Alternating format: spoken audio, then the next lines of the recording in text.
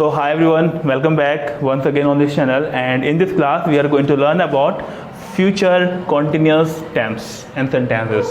आज की क्लास में सीखने वाले हैं फ्यूचर कॉन्टिन्यूस सेंटेंसेस के बारे में कि इसका यूज़ हम कैसे अपने डेली लाइफ में कर सकते हैं। क्लियर? तो गाइस इसका यूज़ कहाँ करते हैं पहले ये समझ लेते हैं, ठीक है। तो अपने डे टू डे लाइफ में हम बहुत सारे सेंटेंसेस फ्यूचर में बोलते हैं। फ्यूचर में जो क्लास मैंने पीछे सीखी है विल का यूज़ करते हैं, ये फ्यूचर में जो काम हो रहा होगा उसकी बात हम करते हैं, ठीक है। बहुत सारे सेंटेंसेस हम बोलते हैं लोगों से जो काम हम कर रहे होंगे आने वाले समय में, ठीक है। जो भी काम हम आने वाले समय में कर रहे होंगे उसको बताने के लिए हम इंग्लिश में यूज़ करते हैं विल बी का, ठीक है। विल बी हमारा टाइम वर्ड है जिसे हम हेल्पिंग वर्ब के नाम से भी जानते हैं। विल भी ध्यान रखना है, जो भी काम फ्यूचर में हो रहा होगा। पहचान भी हम कर सकते हैं इसकी, जो भी काम फ्यूचर में हो रहा होगा, रहे होंगे, इस तरीके से। जैसे एग्जाम्पल कि मेरा दोस्त मेरा वेट कर रहा होगा, ये फ्यूचर में जो काम हो रहा होगा उसकी बात हो रही है, ठीक है।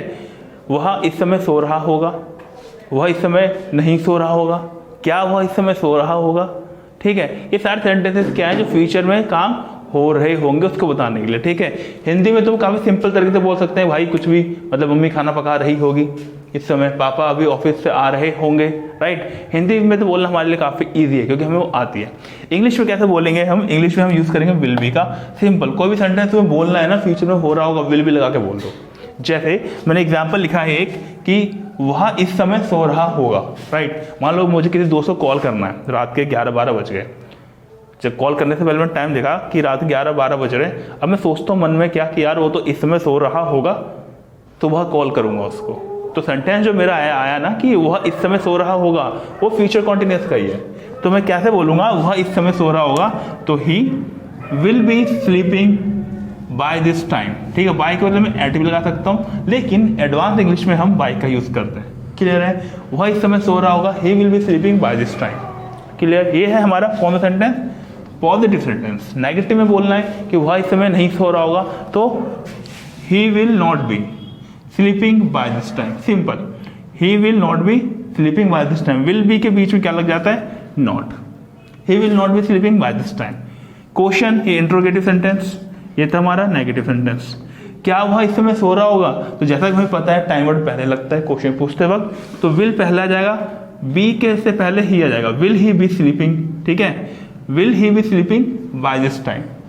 कि सिंपल है, क्या हुआ इस समय सो नहीं रहा होगा, ये हमारा हो गया इंट्रोगेटिव और नेगेटिव सेंटेंस। क्या हुआ इस समय सो नहीं रहा होगा, तो विल ही नॉट बी, ठीक है।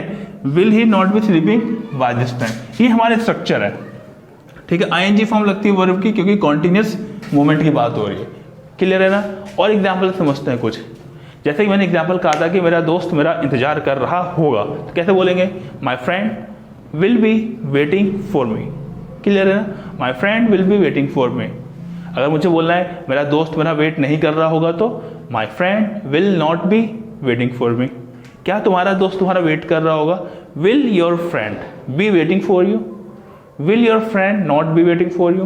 तो इस तरीके से जो भी सेंटेंसेस हैं हमारे जो फ्यूचर में हो रहा होगा उसको हम विल भी लगा के बोलते हैं। बस एक चीज ध्यान रखनी है, विल भी और आईएनजी फॉर्म।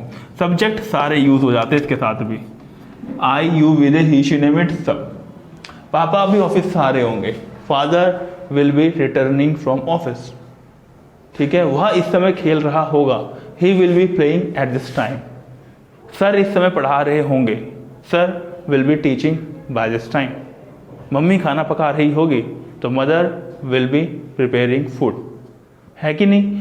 सेंटेंसेस है कि नहीं? ये तो सारे सेंटेंसेस एग्जाम्पल जो मैंने बताए आप लिखो, प्रैक्टिस करो और मुझे चेक कराओ गाइस, ठीक है। जब तक मिलते हैं नेक्स्ट क्लास में, टेक केयर, बाय बाय।